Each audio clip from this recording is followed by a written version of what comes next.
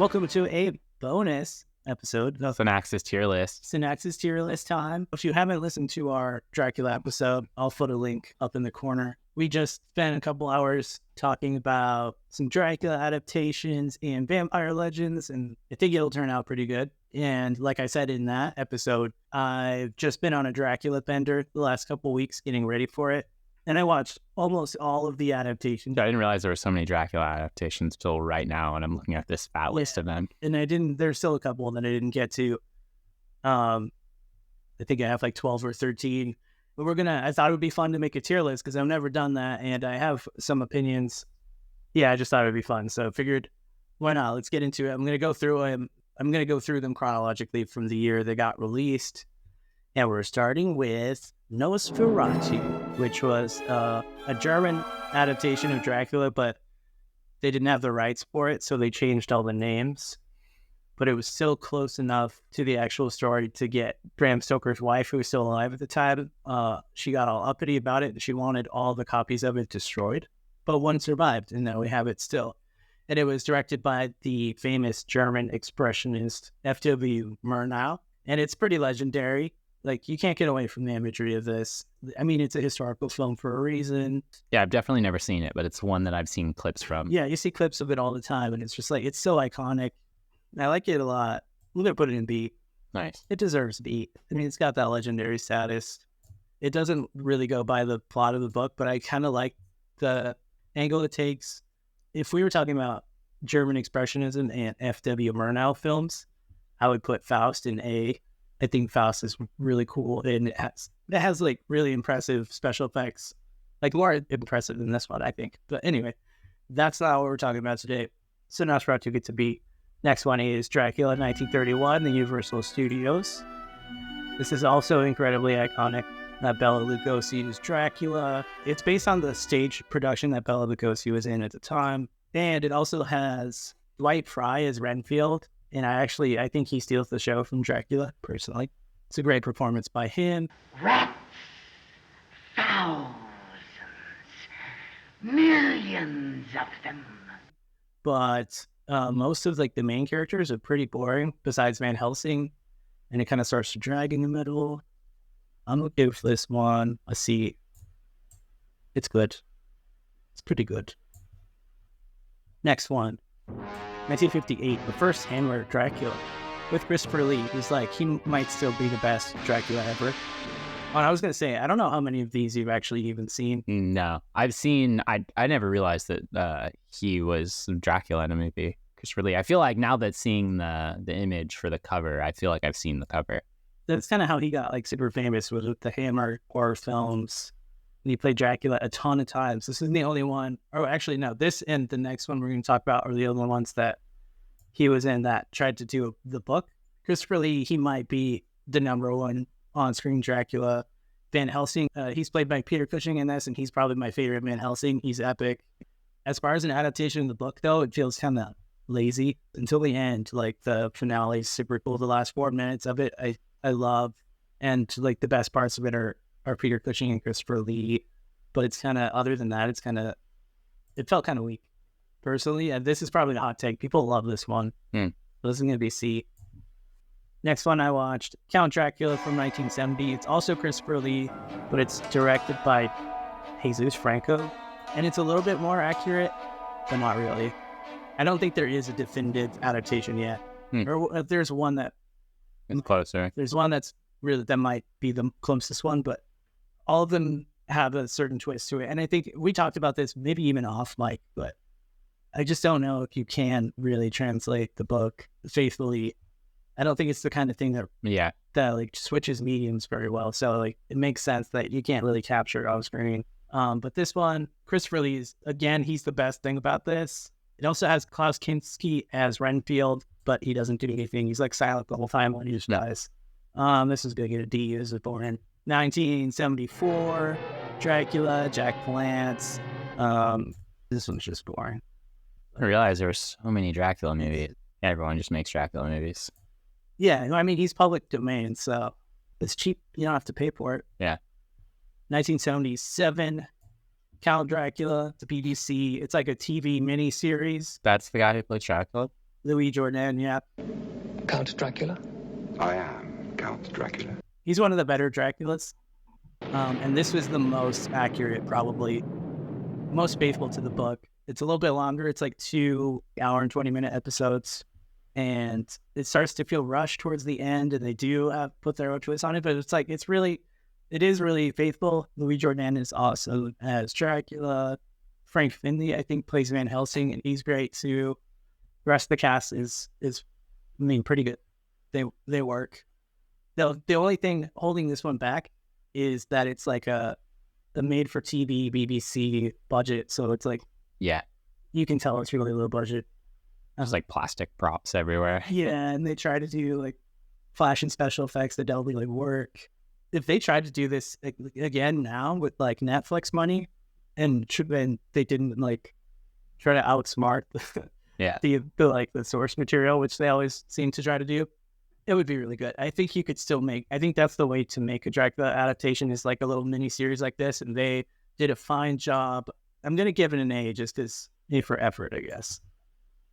Because I mean, there are a lot of great things about it, but like I said, it's really dragged down by the production value. Next one is Dracula 1979 with Frank Langella. This one had a lot of things going for it. Frank Langella played Dracula on stage for decades, I think from the 1960s. And he had his own interpretation that was like a suave, sexy Dracula. Donald Pleasance is in it. They asked Donald Pleasance to be in it to be Van Helsing, but he had just been in Halloween the year before, and he thought his character in that was too close to Van Helsing. Have you ever seen Halloween? The original? Like the first one in the 70s? Michael Myers. As a kid, he drowns. Is that the one? No, Is that it's Jason? Friday the 13th, See, dude, yeah. they're all the same in my mind, dude. Clearly don't know. Oh, Jason's the one with the mask. The hockey mask. And this Michael one's Myers just a has, like, the weird white white face. face. Yeah, I don't think I've ever saw the original. I was actually thinking like the Dracula story structure, where you like meet Dracula at his house and you see how monstrous he is, and that he travels to England and preys on like innocent, normal people that you get to know. I'm wondering how much of an influence, like how directly or indirectly, it had on John Carpenter when he made Halloween, because it's like almost the same. Oh, interesting. It's like the first scene is you meet Michael when he's a little kid, and he murders his sister, and then they put him in an insane asylum. It's like the Transylvania part where you meet Dracula in the castle, and then like he breaks out years later, and he steals a car, then drives to his hometown, which could be like the Voyage of Demeter. Yeah. And then like and Dr. Loomis is a psychiatrist, and he follows him. He tries to hunt him down because he knows he's like this dangerous psychopath. And Donald Pleasance plays him, and he said like, I just played a guy just like this. I played Dr. Loomis. I don't want to play Van Helsing again. Yeah. And so there's like an interesting parallel between that character and stuff. And Donald Pleasance is an amazing actor, and I kind of wish he would have played Van Helsing, but instead they got Laurence Olivier, who's like this legendary. He got really famous for playing Hamlet. He's like a classic, like film star.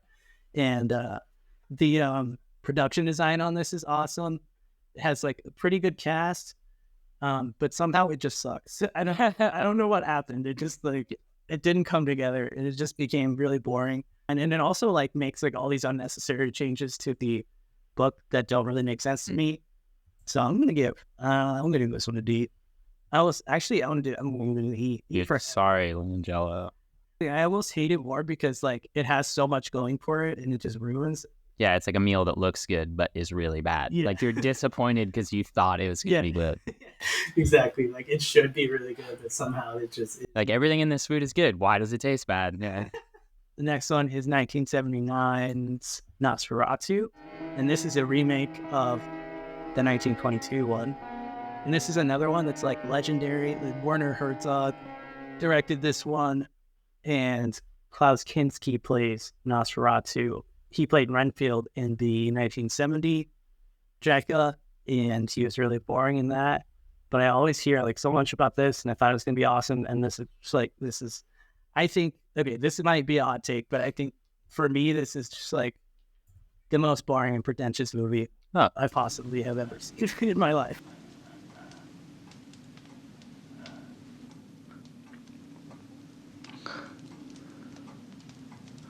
Like every character is just so sullen and it feels like they all just like mumble their lines. It's a strange area where there are still a few wolves and people believe in ghosts. Jonathan, I don't want you to go. I have this awful feeling. That's ridiculous. It's just not engaging at all. Like, it has really beautiful shot compositions, and that's all. To me, that's like the only value it has. Like, everything else about it is just really not that great. So I'm putting this in E for effort too. But it has so many good reviews of people like, this is a masterpiece, and I don't get it.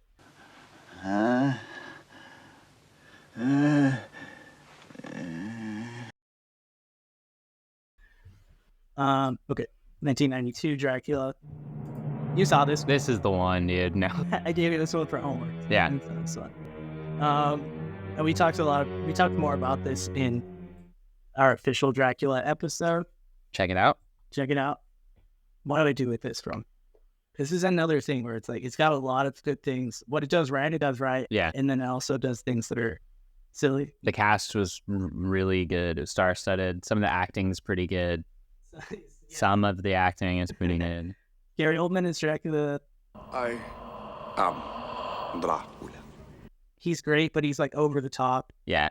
He's kind of overacting. And Like cheesy, too dramatic. Yeah. I love Gary Oldman. They wanted to make it melodramatic and loud and ostentatious, and like when it works really well, and then when it doesn't, and then there's Keanu Reeves. It's not. It's just an insane casting choice. He just wasn't doing it. It's Jonathan Archer. I've seen many strange things already. Bloody wolves chasing me through some blue inferno.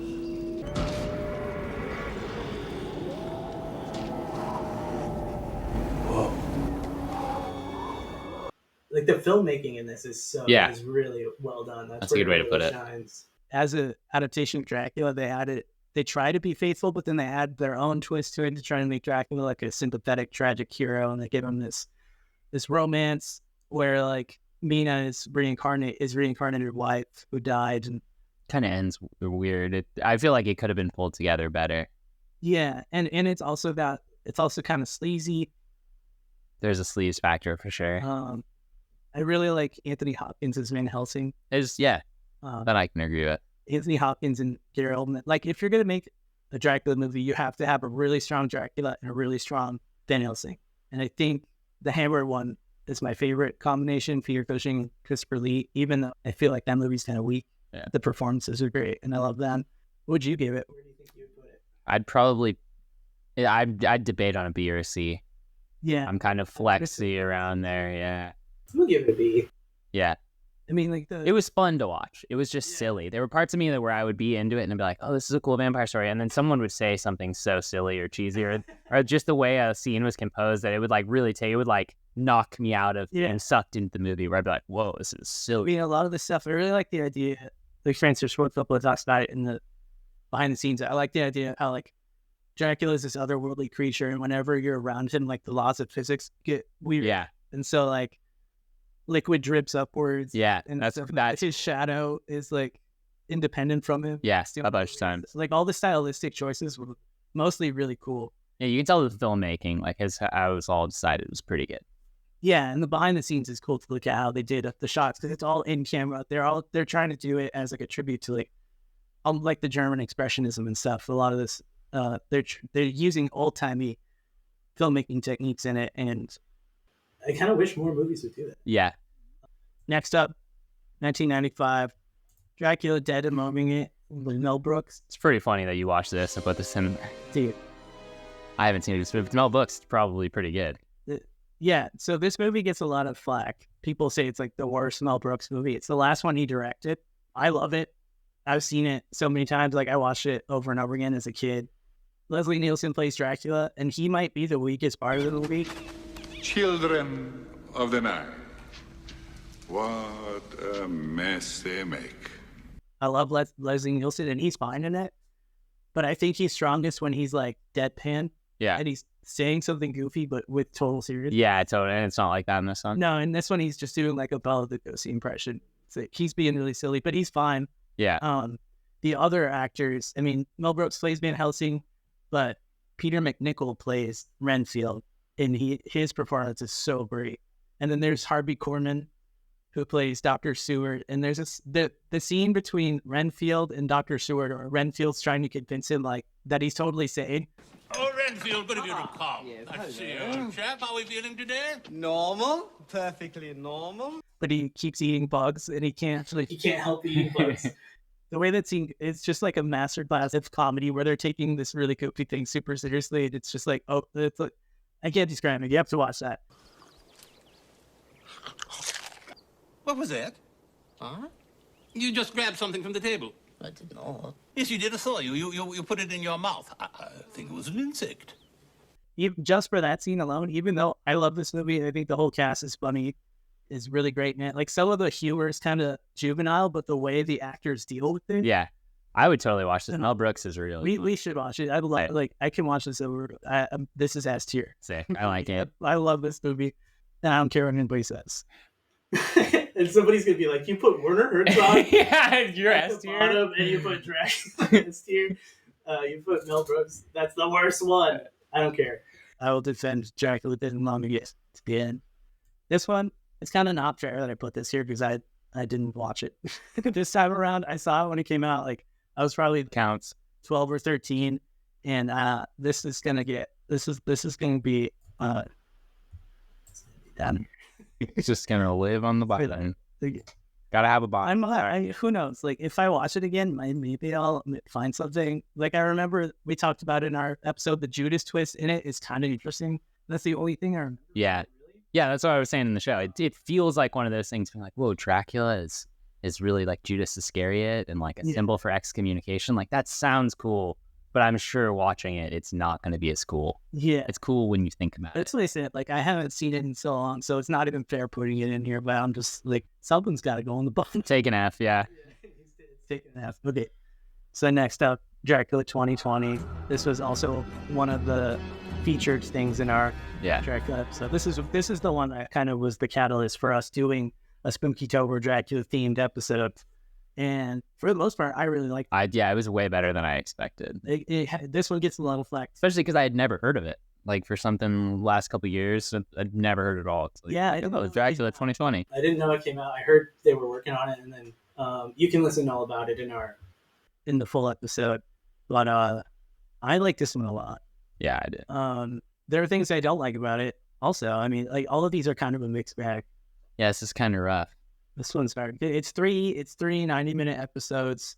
I think the first one is overall the strongest one. And part of that is because it's like setting up the world, and it's like there's a lot of promise to what they're setting up, and I don't know how well they stuck the landing with what they set up, but I still like what they did with it. Some of the writing's great, some of it's clunky and awkward. Yeah. I know that was the craziest thing. Some of the dialogue was really good and clever, and I was laughing, and I thought that some of it was like phrased and put so well, and the dialogue seemed really natural at times, and then there were times where, really not my favorite. Yeah. I'd still say it was better than the 92 one, though. I think so. So overall, I would say that I think I put it above the other one. Place Bang as Dracula is one of the best Dracula. Oh, the Dracula was fantastic, for sure. I'd never seen the actor before. It's going to be above. Nice. Above that one.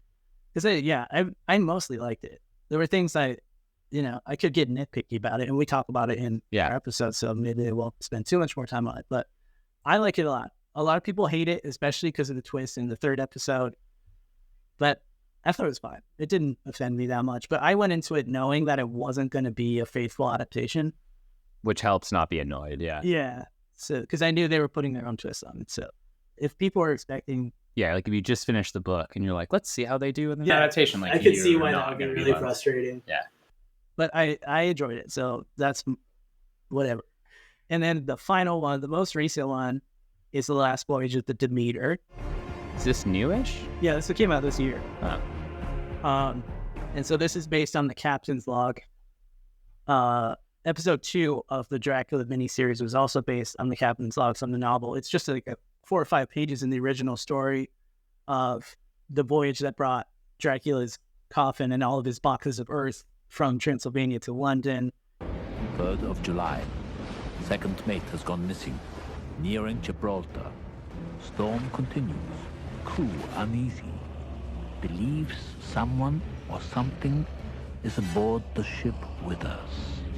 And in the book, it's just, like we said, it's just like the captain's log where he's like every night gets a little bit weirder and he's like, somebody went missing and the crew is getting superstitious. Now all going into a panic. And then like the boat just kind of crashes into the breakers and on the shores of Whitby, and they find all these dead people on it. And that's all that's in the book.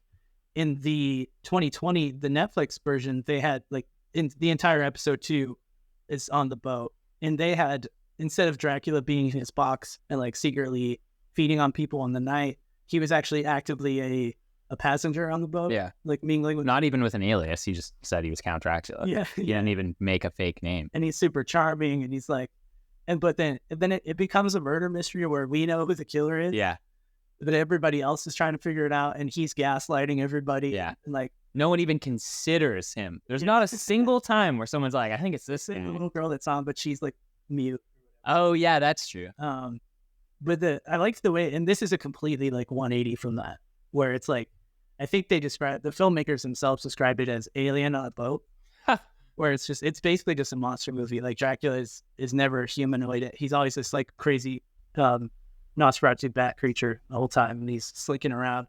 And I love the first act of this, like kind of similar to the miniseries where the world they set up is so well done, and like all the characterization at the very beginning and the way they set up the story is amazing. But then it just kind of falls apart in the middle, and the script does some frustrating things. Some things set up, like one of my favorite characters was the chef on the boat, and he's wearing this huge cross, and he's like a devout Christian, and he meets the main character, and he's like, just so you know, people who take the Lord's name in vain don't eat on my boat.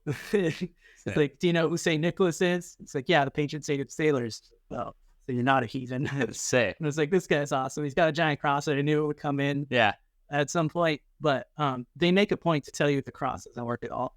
I was really disappointed like that, because there are like 3 different scenes where somebody's like holding a rosary, or like somebody has a cross, and you're like, oh, that's going to protect them, and that's going to like give them a clue as to what, like how to fight, and they just immerse something. And it's just they just get totally destroyed, and it never amounts to anything. And that was kind of disappointing. And the way they treated that, the chef was like, he was the first one to completely panic, and he's like, this is a curse from God on our sins. And he's just like pointing at everyone. He's like, you're a poor... Oh, they have the religious guy just be like fanatical and irrational, exactly. Just completely just superstition immediately. And then he abandoned ship, and then Dracula eats in, and that's all.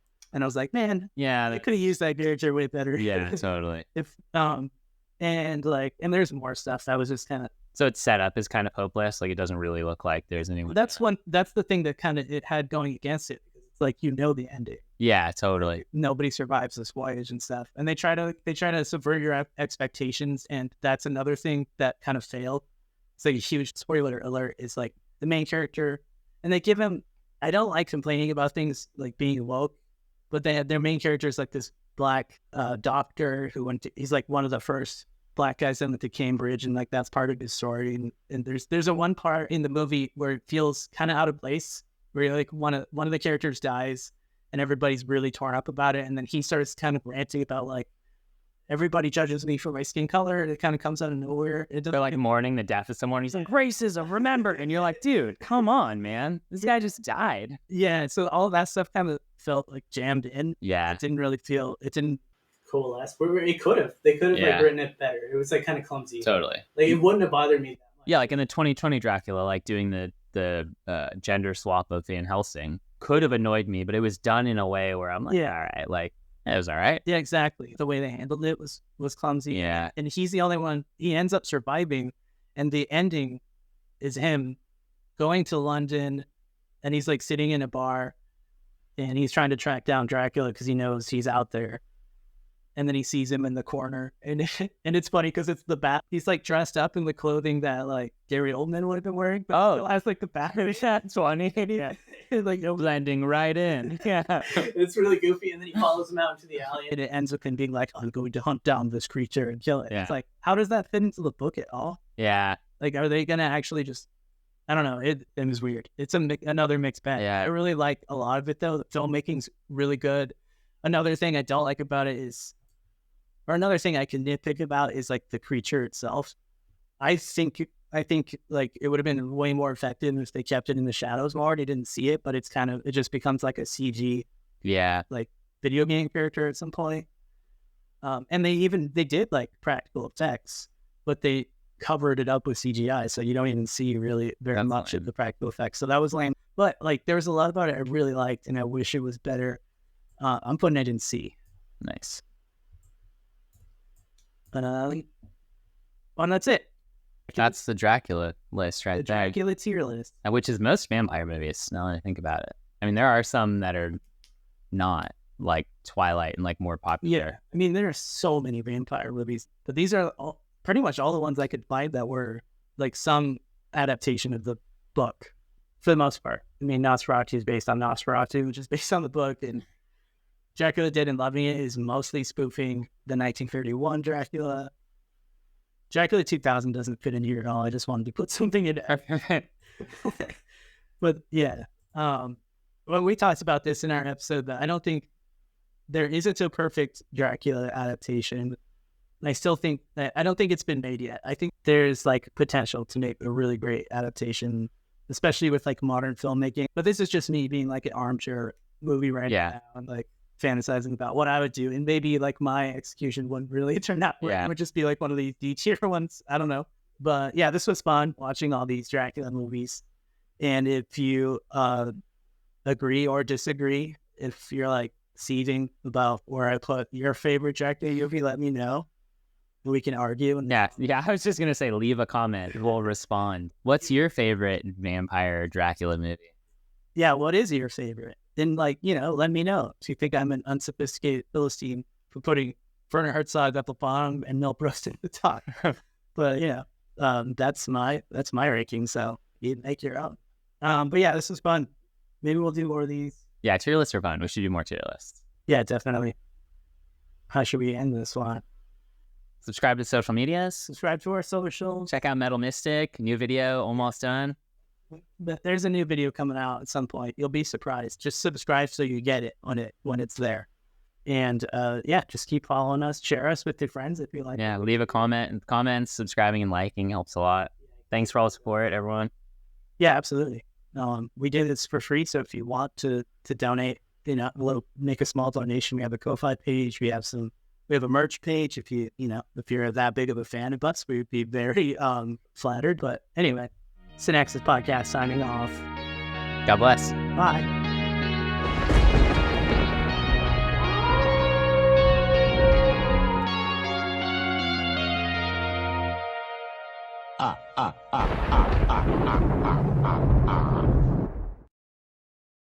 Count Dracula. Oh, Count Dracula.